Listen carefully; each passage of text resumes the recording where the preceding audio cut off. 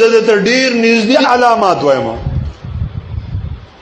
د دواړو جهان سردار مبارک فرمایي چې امارت اسلامي قائم شي د هغه شپږ کاله پس بیا امام مهدي راځي.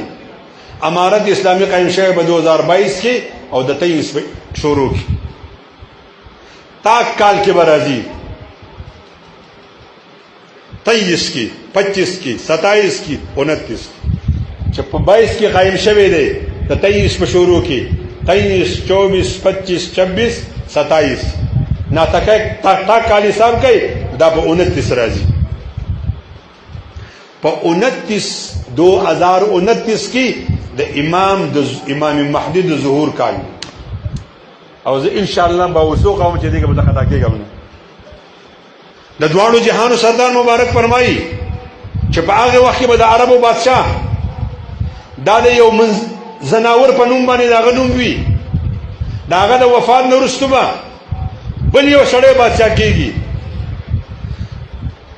دا پهد خي پړانګ ته وي شاه پهد بادشاہ معمر بادشاہ به وي معمر بادشاہ د وفات نه وروسته به یو بل بادشاہ راځي متصل نه یو بل بادشاہ به راځي دا به يهودي نوازي دی به خپل زوی ته حکومت وسپاري خلک به د خلاف وي.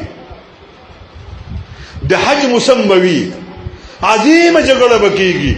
د دې سړي د مرګ نه 4-5 ورځې وروسته یا د امام مهدي د ښکاره کېدو نه پس د مرګ دی خو په دغه ټایم کې به د شاه سلمان مرګ او په سعودي کې جګړه شروع کېږي او دا به د حج ورځ وي او د جمر عقبه سره به دومره زیاتې وینې توی شوي چې حجان به پکې لوټ کړي شي.